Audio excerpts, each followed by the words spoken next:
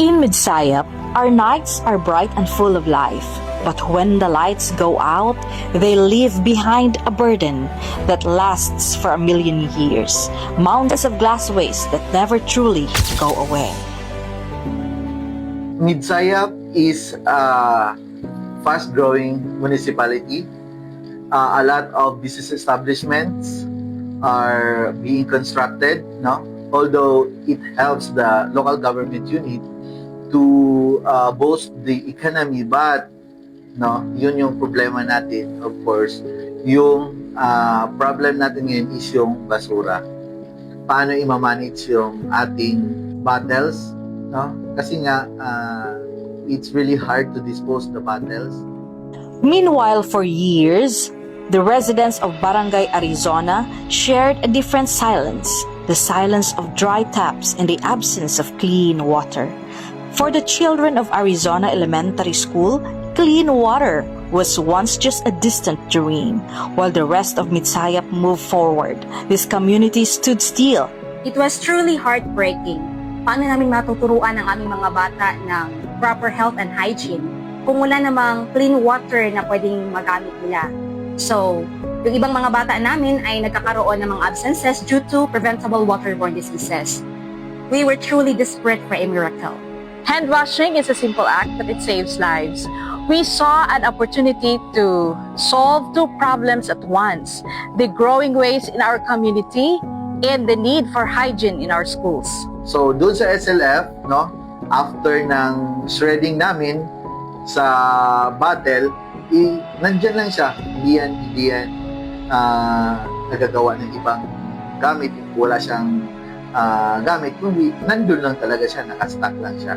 But now, with the help of our partner, the Rotary Club of Midsayap, yung project na yon ay napakalaking pakinabang talaga. Kasi nga, from waste to another thing na very useful.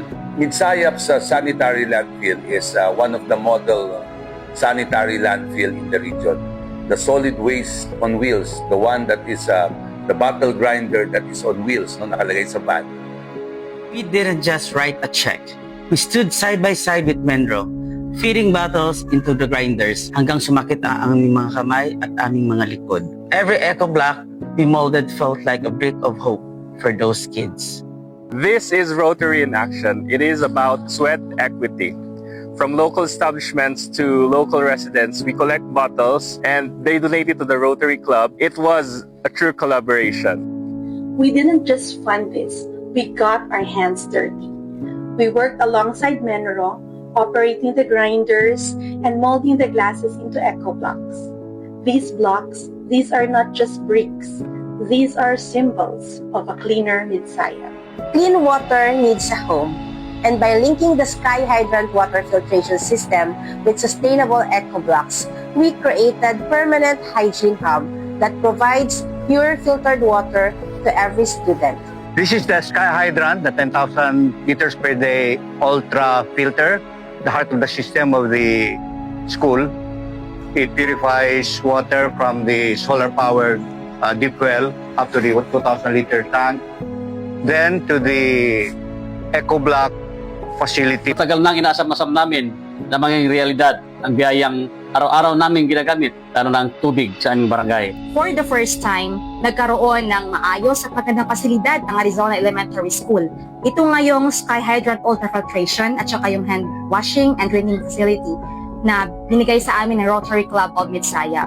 So it's not just about washing hands, but also it's about the dignity and the health of our learners. Ito hindi lamang sa kasalukuyan mga mag-aaral ng paaralang ito, kundi para sa mga sumusunod na henerasyon. Sa loob ng maraming taon ay tinis namin ang hirap ng walang tubig dahil ang Arizona ay isang upland barangay.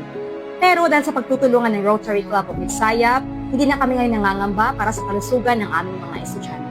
Dati po, maraming mga bata dito ay nagkakasakit dahil sa dumi ng tubig at kawalan ng pasilidad.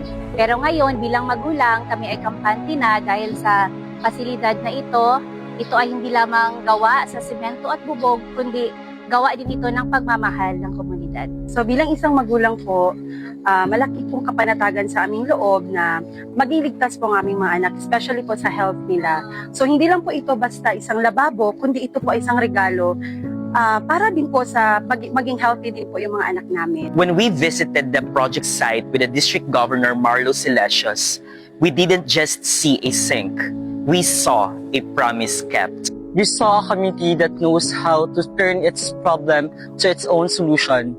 Masaya kami bilang isang Rotaractor na naging bahagi kami ng isang programa at proyekto ng Rotary Club of Nagsayap. This project is a blueprint for the future by partnering with local bars for glass and the LGU for processing. We've created a cycle of care that can be replicated in any community. The LGU Mitsaya purchased a waste on wheels, the bottle crusher, the plastic shredder, and of course the bio shredder. So ngayon mas lesser yung effort ng barangay, mas na lesser yung burden sa barangay, and of course sa local government unit. The goal is replication. We are already looking at other schools and barangays in Mitsayap, and we want to turn this one facility into a town-wide standard for WASH. EcoBlocks, healthy hands, turning today's waste into a brighter, safer tomorrow for our children. From a million-year burden to a lifetime of health. Join us in building a future where no child is left without a drop of hope.